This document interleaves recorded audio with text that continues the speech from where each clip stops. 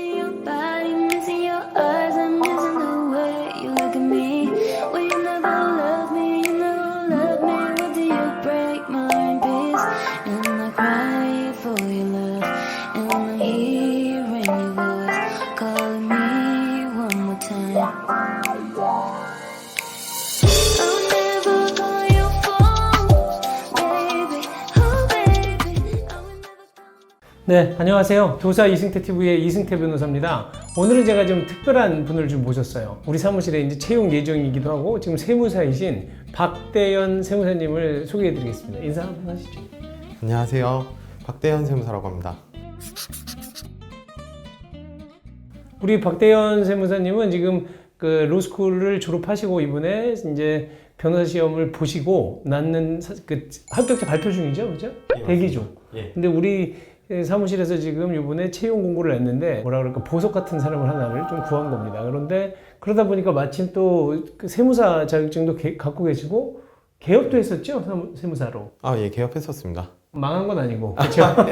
망한 건 아니고 원래 애초부터 계획된 회사가 있어서 그 회사 들어가려고 폐업시켰습니다. 아, 좀 대단하신 분이에요. 그래서 저희가 우리 도시화 사람에서 앞으로 이제 부동산하고 관련된 이제 세무 문제, 우리 사무실에 합류를 하게 되면 이쪽 부동산 세무 관련된 부분에 대해서 여러분들한테 많은 좀 정보를 제공해 드리려고 합니다. 오늘 지금 주제가 네. 부동산 1세대 1주택 비과세, 그렇죠? 예, 맞습니다. 근데 나는 이게 항상 궁금한 게 1세대, 한 세대랑 한 가구랑 혼돈이래요. 이거 어떻게 그 다른 거예요? 이게 보통 그 실무를 하다 보면 많은 분들이 가구랑 세대를 많이 혼동하시는 네. 것 같은데 네. 이제 가구는 간단히 얘기하면 이제 같이 살기만 하면 네. 혈연이 아니어도 가구가 되는 거고요. 세대는 이게 혈연이 돼야 되는 거죠. 그러니까 배우자가 존재해야지만 세대로 인정받을 수 있는 게 원칙입니다. 그러면 내가 30살이 넘은 사람인데 내가 혼자 살고 있어요. 배우자가 없는데. 가구예요, 세대예요? 원래 세대 개념은 혈연 중심인데 이제 네. 예외적으로 몇 가지 경우에 대해서만 네. 이제 세대 개념에 안 맞지만 세대로 봐주는 게 있는데요. 네. 그 중 하나가 이제 30세가 넘으면 1세대로 봐주는 게 있습니다. 아, 그러니까 혈연 관계이기 때문에 혈연을 중심으로 보기 때문에 원래는 배우자가 있어야지 하나의 세대로 보는데 30살 넘어서 결혼 못했다라고 하더라도 이 경우에는 그냥 세법상 세대로 봐준다는 거죠? 예, 맞습니다. 그렇죠? 그러면 또 하나 궁금한 건 만약에 이제 부모님하고 제가 같이 살아요. 예. 30살 넘었는데. 예, 예. 그러면 지금 그 부모님하고 한꺼번에 살면 다 혈연이잖아요. 예, 그럼 맞습니다. 한 개의 세대죠. 그렇죠? 그쵸, 한 개의 세대죠. 그런데 그러면 부모님도 집을 갖고 계시고 나도 집을 갖고 있어. 예, 예. 그러면 한 세대 2주택이 되는 거잖아요. 예, 맞습니다. 근데 이거를 그러면 나는 밖에 살다가 한번 좀 예. 돈도 아낄 겸 집으로 들어와서 사는 건데 이거 좀 억울한 거 아니냐. 난 내 돈 갖고 집 샀는데. 예, 예, 예. 그러면 이거 두 세대다라고 주장할 수 없는 거예요? 한 세대 안에서 이제 어쨌든 살고 있기 때문에 네. 원칙상은 이제 1세대 1주택 비과세를 받을 수는 없지만 아, 네. 그 안에서 완전히 돈을 따로 관리하고 있다고 하면 이제 단독 세대로 각각 세대로 인정받을 수도 있습니다. 아, 그러니까 지금 원칙적으로는 그 한 세대로 보기 때문에 혈연 중심으로 예, 예. 그래서 이 부분에 대해서는 2주택자라 이 비과세 혜택 못 받지만 예, 예. 만약에 아주 특수하게 뭐 부모님한테 진짜 생활비도 드리고 예, 예. 그다음에 방을 사용하는 가격에 대한 금액도 주고 예. 이걸 다 정리해 놨고 예. 우린 독립적인 세대다라고 주장한다 그러면 예외적으로 1세대 1주택 그렇게 예, 볼 수도 있습니다. 볼 수도 있다는 거고. 예, 예. 그리고 또 예외적으로 보는 세대가 어떤 세대가 있는 거예요? 30세 넘는 세대 말고. 30대 넘는 세대 말고도 두 가지가 더 있는데 이제 네. 첫 번째는 아까 말씀드렸던 30대 넘는 거고 두 번째는 배우자가 있었는데 네. 사별을 한 경우도 아. 이 경우도 한 세대로 공립적으로 봐줍니다. 네네. 그리고 세 번째로는 이제 중위소득 값의 40%만큼의 돈을 번 경우도 이 정도 되면 독립적으로 생활할 수 있다라고 판단해서 이것도 단독 세대로 봐줍니다. 그러니까 이제 30살하고 비슷하게 보는 거네요. 예, 맞습니다. 근데 하나 좀 뭐 그 사별하신 거는 내가 이해가 예. 가는데 예. 그런데 지금 중위소득 40%그 정도 버는데 독립세대로 본다는 것도 좀 약간 너무 낮게 잡힌 것 같기도 하네요. 그렇죠? 되게 낮게 잡힌 것도 맞고 근데 사실 이 부분은 이제 그 소득을 얼마만큼 유지해야 되냐라는 거에 대한 기준이 지금 명확하지 않은 상태라서 사실 이 경우로 인정받는 경우가 엄청 흔한 일은 사실 아닙니다. 그렇겠죠.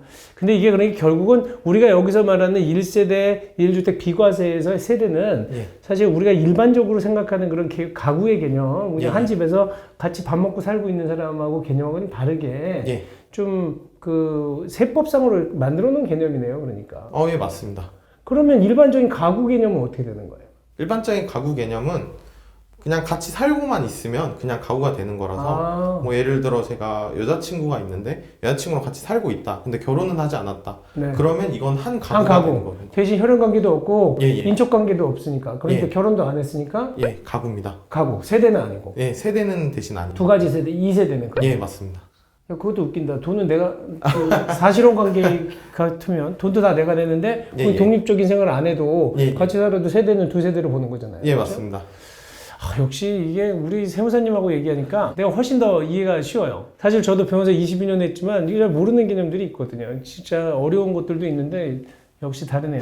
그러면 지금 그 다음에 넘어가서 1세대 1주택에 대해서 그러면 그 어떤 그 세금이 그런 비과세되기 위한 조건이 있을 거 아니에요? 예, 어떤 맞습니다. 조건을 갖춰야 된다는 거예요? 이름에서도 볼 수 있듯이 한 세대가 한 주택을 일정 기간 이상 보유해야 된다는 요건 총 3가지가 있는데요. 네. 아까 계속 설명했던 게 이제 세대의 개념이니까 1세대가 있어야 되고 네.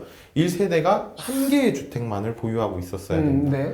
그리고 기본적으로 2년 이상 이걸 보유하고 있어야 되는데요. 보유 기간 2년. 그렇죠? 예, 대신 취득할 당시에 조정 대상 지역 내에 있었다라고 하면 네. 2년 동안 거주해야 되는 요건까지 추가가 됩니다. 근데 뭐 조정 대상 지역이 굉장히 넓잖아요. 서울은 다 맞습니다. 조정 대상 지역 아닌가요? 예, 맞습니다. 그러니까 조정 대상 지역은 그러니까 서울의 경우에는 결국은 예, 보유 기간 2년, 거주 기간 2년 다 채워야 된다. 예, 이런 맞습니다. 다 채워야 됩니다. 그리고 한번 우리가 한번 그거 살펴볼까요? 다는 못 보겠지만 우리가 서울은 어쨌든 전가구라는 거고 예, 경기도도 거의 대부분이네요. 예, 이 정도면 파주시, 김포시, 의정부시, 양주시, 광주시. 그 신규로 지정된 게 동두천시가 2021년도 8월 달에 신규로 또 지정이 돼서 뭐 거의 대부분인 것 같아요. 그렇죠? 예, 맞습니다. 인천도 마찬가지고 예. 한번 이 부분에 대해서는 저희가 표를 이렇게 쭉 올려드릴 테니까 한번 참고하시고 예. 대신 본인들이 조정 대상 지역에 살고 있다라고 한다 그러면 예. 기본적으로 보유 기간 2년뿐만 아니라 거주 기간 2년도 채워야 된다. 예, 맞습니다. 근데 지금 우리가 예. 이 보유 기간 2년과 거주 기간 2년에 대한 예외가 또 있잖아요. 저도 집을 팔기 위해서 예, 예. 집을 이사 가기 위해서 새로운 집을 샀었거든요, 얼마 전에. 예, 그러면서 2년 내에 좀 팔았거든요. 예, 예. 그랬더니 지금 중과세는 받지 않았었어요. 그때 예, 예. 양도소득세에 대한 어떤 그 중과세도 감면이 됐고, 예, 그러니까 중과세를 받지 않았고, 예. 그게 지금 일시적인 2주택의 경우에 비과세가 되는 경우가 되는 거죠. 예외 예, 정도. 첫 번째 그러면 기본적으로 제가 얘기한 것처럼 일시적 2주택자, 그쵸? 예. 종전주택을 취득한 날로부터 1년 이상이 지난 후에 예. 신규 주택을 취득하고 예. 3년 내에 종전주택을 양도하는 경우. 예, 맞습니다. 새 주택 말고 살던 주택을 양도하는 경우에는 2주택인데도 불구하고 원칙적으로는 예, 예. 그냥 겉으로 볼 때는 예, 예. 1세대 1주택으로 비과세 된다는 거잖아요. 예, 그렇죠? 맞습니다. 대신 요건이 취득한 날로부터 1년 이상이 지난 다음에 예. 1년 살고 그 다음에 새로 집 샀을 때 예, 예. 그때 인정해 주겠다는 거잖아요. 3년 그쵸. 내에만 팔면. 예, 맞습니다. 그 다음에 지금 또 하나가 어떤 거죠? 이게 지금 동거봉역 2주택 이건 뭐예요? 그러니까 60세 이상의 직계 존속, 그러니까 아버지, 어머니가 있는데 아버지, 어머니를 모시는 경우가 있을 수 있잖아요.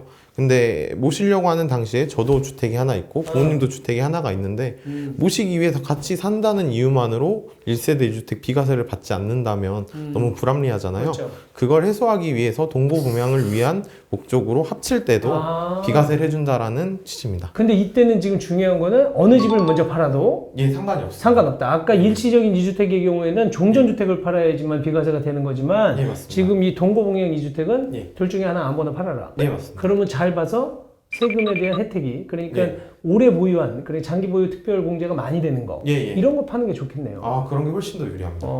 그렇군요. 그 다음에 또 혼인 세대도 있어요. 혼인 원인 2주택자 이건 또 어떤 거죠? 이것도 비슷한 목적인데요. 네. 이제 정부의 입장에서는 혼인을 장려할 필요가 있잖아요. 그렇죠. 근데- 혼인했더니 2주택이라고 1세대 예. 2주택이라고 과세해버리면 진짜 열받아서 누가 결혼하겠어. 그쵸. 그걸 방지하기 위해서 만든 제도입니다. 그러면 이 경우에는 지금 그렇게 해서 2주택이 되는 경우 나도 집 있고 와이프도 집 있고 예, 예. 결혼했는데 혈연관계가 되니까 한 세대가 됐잖아요. 예, 맞습니다. 근데 그러면 집은 한 채씩이니까 1세대 2주택인데 예. 이 경우에 비과세 만약에 과세를 해버리면 중과세하면 예. 너무 타입이 크니까 예. 그래서 이거는 그 전에 몇 년 안에 5년 이내에 먼저 양도하면 예. 비과세 된다는 거예요. 예, 맞습니다. 아무거나 이것도. 예, 이것도 아무거나. 그 다음에 또 상속 원인 2주택도 있죠. 예, 상속 원인 2주택도 있는데요. 네. 이것도 마찬가지로 부모님이 한 주택을 가지고 있는데 네, 돌아가셨어. 예, 그 상태인데 저도 이미 주택을 가지고 있어요. 네.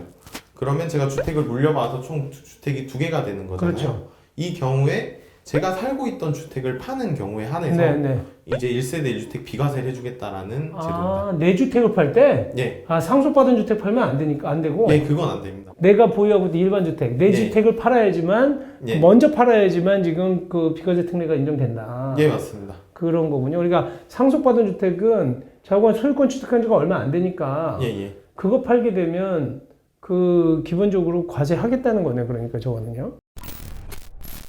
아니 솔직히 내가 부모님이 예, 주신 지주택을 받았어요. 예, 예. 근데 아 나는 내 주택 말고 그 집을 그냥 내가 지금 살고 있으니까 내 집에 예, 아 2주택 되기 싫어서 부모님 주택을 팔고 싶어. 예. 아 그럼 그 팔게 해줘도 비과세 해야지. 아버지도 세금 내고 상속세 냈잖아. 예, 맞습니다. 그리고 또 내면 또 팔면 또 소득세지 양도소득세 내야 되잖아. 아, 그렇죠. 소득세. 저건 좀 이상하다. 그쵸?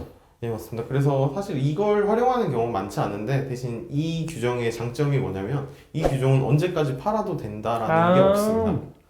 제한이 없다. 아까 예, 그러니까 제한이 없어요. 뭐 혼인의 경우에는 5년 내에 팔아야 되고 하는데 예, 예. 이건 그냥 계속 갖고 있다가 예, 예. 내가 팔아도 상관없다. 내 집 팔아도 예, 그게 그런 상관이 장점이 없습니다. 있겠네. 좀 이상하니까 그런 걸 만들어 놨구나.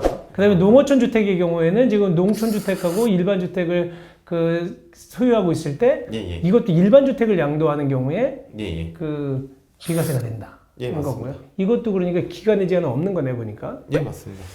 아, 진짜 얘기하다 보니까 금방 시간이 갔는데, 일단 우리가 오늘은 여기까지만 먼저 그 맛보기로 얘기를 드리고요. 다음 시간에 우리가 어떤 그러면 세금을 비과세 한다는 거냐, 이 비과세 한다는 것의 의미는 뭐냐, 어느 정도 과세를 안 해준다는 건지 그 부분에 대해서도 다음 시간에 또 한번 살펴보도록 하겠습니다.